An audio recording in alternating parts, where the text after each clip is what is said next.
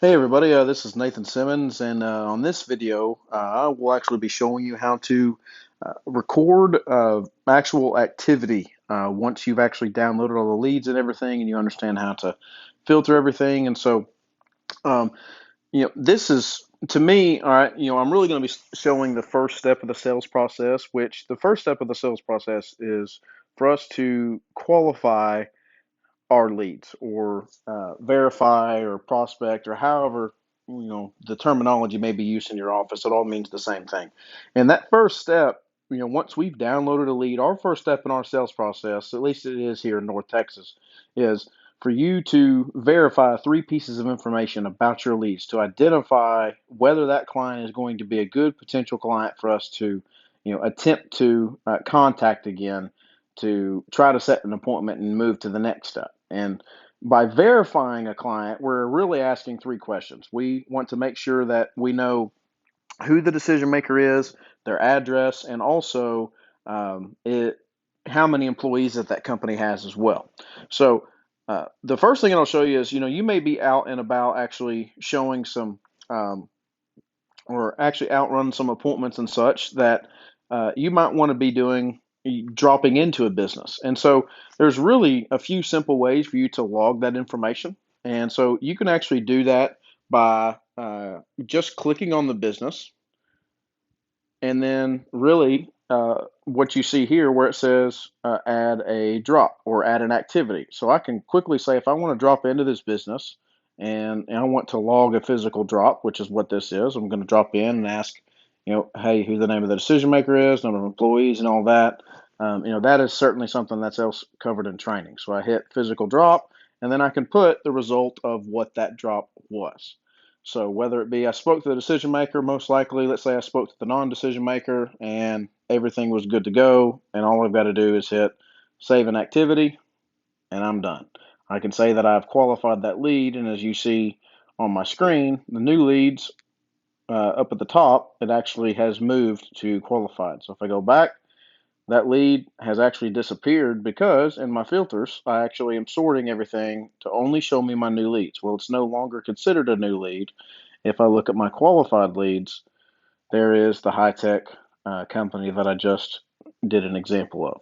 So very simple to do. There are actually some other ways that you can actually do this as well. One way is you can actually swipe to the right. If you're just say out and about on some appointments or whatever, and you went into the Thompson Company, all you've got to simply do is swipe to the right, and you can see there are actually three different quick actions that you could actually log. You could log a call, you could actually log a drop, and so I could just go drop right there. Immediately, it takes me to the results of that drop. All right, very easy to do. So I can hit spoke the non-decision maker, and then boom, I'm done. I would say that swipe action, and it's actually, excuse me, swiping to the left, but it's very easy to use, especially when you're just in a call app and you're making some calls. You can just swipe and you can hit call, and it takes you straight there. So that's actually a very simple thing to do. And one other thing that I will mention is let me actually do this. You can actually log your activity from the calendar as well. So let's say you actually have a calendar of a drop, on the 22nd. You can actually see here.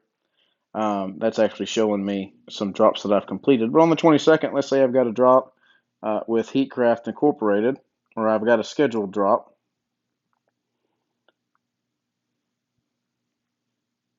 Oh, let me log this in real quick.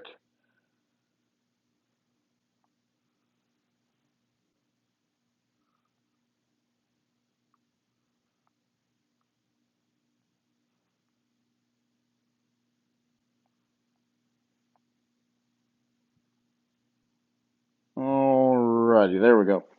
All right, so one of the other ways you can actually, log some activity is from the daily plan on the mobile device. So let's say you can see here at 1 o'clock, I've got a drop that's scheduled. Now, obviously, that's 2 minutes from now, but just for the sake of this discussion, you can actually quickly, you can, if you've got something scheduled on your calendar, you can log your activity from there as well.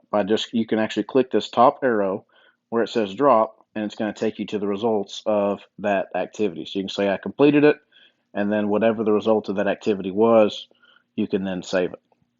All right, so very simple to do. Now going back to my lead screen, one of the other ways of prospecting is by sending an email. You can do this by a digital postcard, which is something I'll show on a separate video.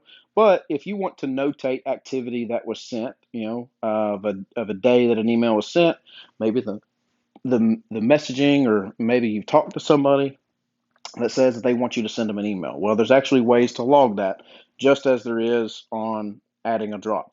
So let's say you have this very first company here, this Telefirma LLC. If I click on that, in the same space that we logged drops earlier, right there underneath where it says add an activity, there's an option for you to add an email. So you can actually log that I sent an email to whoever that decision maker. Maybe it was somebody else, but let's say you were sending it directly to Ryan, and then you can actually notate whether or not that email was received and any notes that you want to put in there, and then you can actually save the activity. If you need to add another activity, you can do so there. So very simple to do there as well.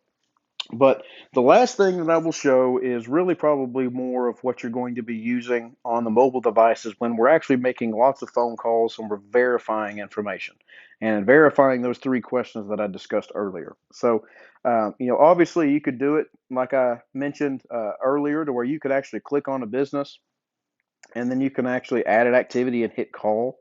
And that's if you're just marking an activity that has already been completed.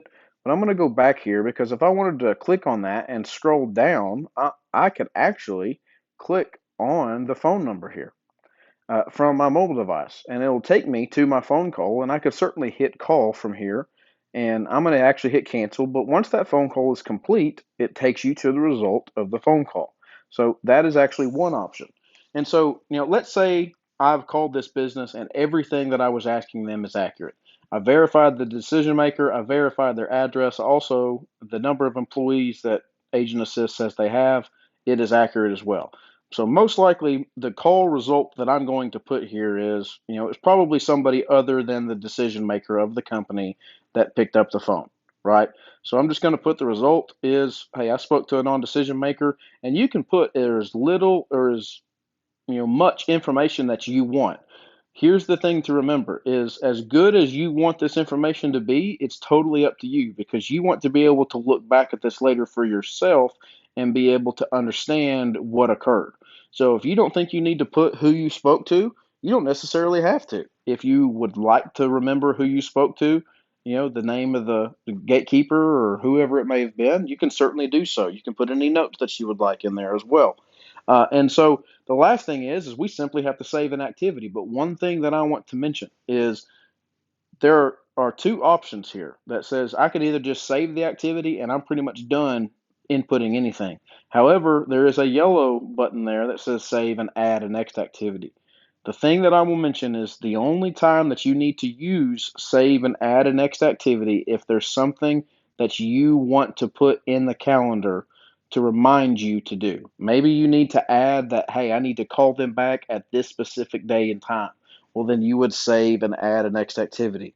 Or you can also add, hey, I need to save this activity that I've done, and I need to add that I need to send them an email, or I need to, add a next activity. You could add an appointment that you set. There's so many different things that you could add, but it's going to be something that you want that is going to go in the calendar. All right. So obviously, if I'm just doing a normal qualifying call, all right, there's nothing else that needs to go in the calendar, because I know I'm going to call them back, but I probably don't have a specific day and time that I'm going to, call them at 9:32 on Friday morning. Okay, it's we're just going to call them amongst all of our other calls that we would typically do in an appointment call lab or power hour or whatever you may call it in your office. So just hit save an activity and it's done. All right, and if I scroll up, you can see that it's now changed to qualified, and I go back, and now that business has disappeared because it's no longer considered a new lead.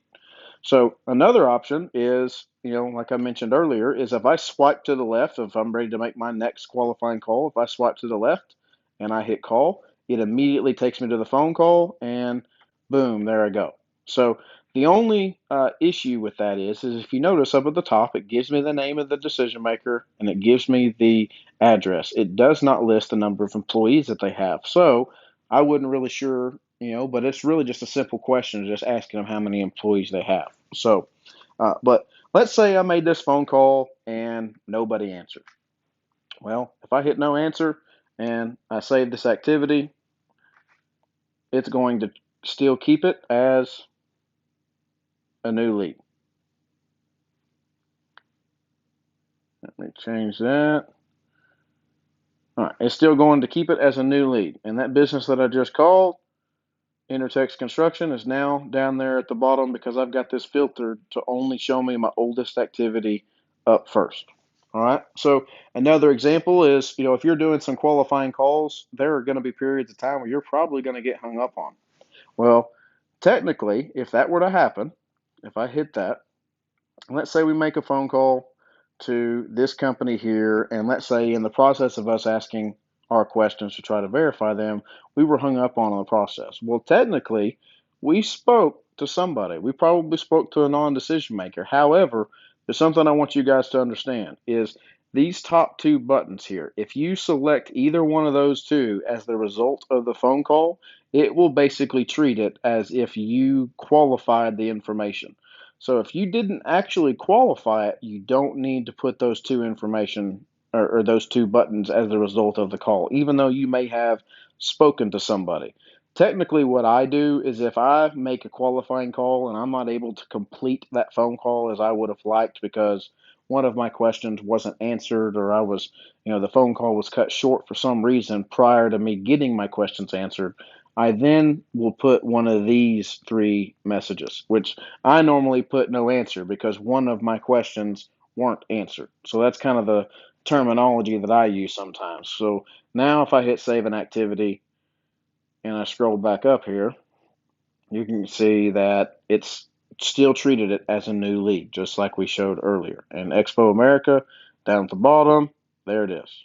It's still on my new lead screen here. So, two other examples that I'll give is, you might be making some calls to, Nance Plumbing Corporation. I'm gonna swipe, make a phone call, and let's say everything is accurate. However, the address is incorrect. Or instead of Michael Nance, you're actually told that Scott Williams is the decision maker. Well, so I spoke to an on-DM, and I can put who I spoke with, and I'm going to save this activity because I completed it. However, and it takes me back to my screen.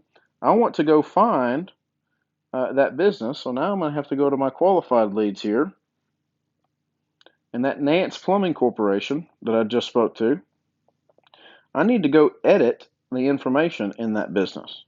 Well, where I'm going to go edit that information is in my vitals. So you see the CEO's name was Michael Nance. Well, I just said, let's say we were told that the actual decision maker is Scott. Oh, it would help if I could spell Scott. There we go. All right, so Scott Williams, and I could save it.